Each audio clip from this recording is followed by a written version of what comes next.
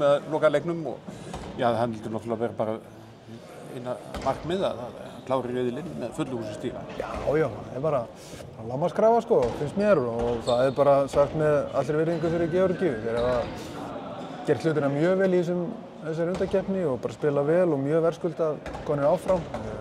Mæta hugsaðlega eitthvað laskaði til leiks og allt það en svona fyrir mína parta og okkar parta þá snýst þetta ekki því leytinu til þá. Ekki, við erum konir áfram, þeir eru konir áfram en ég vil samt sem áður náttúrulega sjá frammistöðu og við séum að gera eitthvað svona sem miðar að því að vera góðir í janúar og ég nálgast leiki þannig, það er eitthvað sem við komum til með að prófa og annað sem ég vil bara drilla áfram og gera betur og þetta verður svona blanda af einhverjum hlutum á sundaginn. Þú gerðir hann til rauninni síðast að spila Viggo í horninu lengi vel og maður fyrir utan og það leðandi lífstöðu þeir stöðum í vörninni. Hvernig svona fannst þér það koma út í fyrsta skipti? Það kom bara mjög vel út og ég leit til að Viggo nýtti færi sín bara nokkuð vel og svona þannig með þennan leik bara getur hann bara leyst þetta fyrir okkur. Þetta er þetta kannski tilraun eða svona hlutur sem við myndum kannski leita í þegar það eru margir leikir að fá dögum og við þurfum að fara að dreifa álaginu en ég sagði þannig örugglega öllu viðtölum við tilkynntu hópinn að þú prófar ekki hluti kannski í janúar, ég vildi prófa það núna og þetta var bara fínt tækifæri til þess. Svo sjáum við bara til hvað gerist í janúar, ég er ekkert endilega á þeim stað að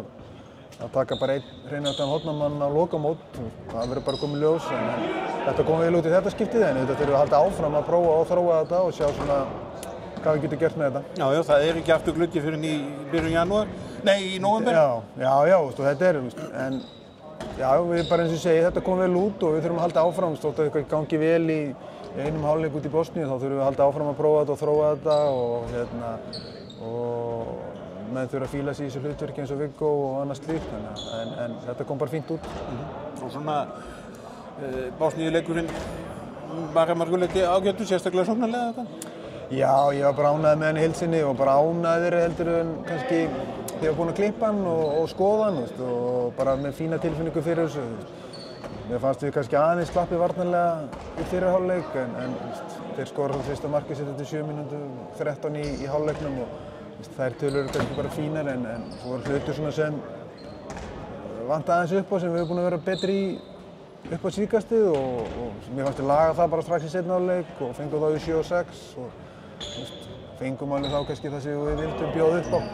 skutu utan á velli og annað slíkt. En í heildina bara fín frammistaða og ágætis leikur, þeir voru náttúrulega hægir og svona fannum mína parta ekkert mjög skemmtilegir og við kannski döðruðum við að fara aðeins á þeirra tempó en þannig að það kannski geta að gefa aðeins meir í. Já, þú reyndir nú að vekja menn aðeins þegar þú var lið á leikinn. Já, það var svona í hvassari kantinu svona eftir á en já, það reiðilegast aðeins hjá okkur leikurinn og við vorum bara svona að slappast aðeins upp og mér fannst við þurfa aðeins að kveikja í þessu aftur og gera það og ég hef margoft sagt að ef við erum að rétta einhverja hluti þá verður bara að rífa það til þín og því að á móti alvöru liðum þá getur ekkert, það færði ekkert gefins og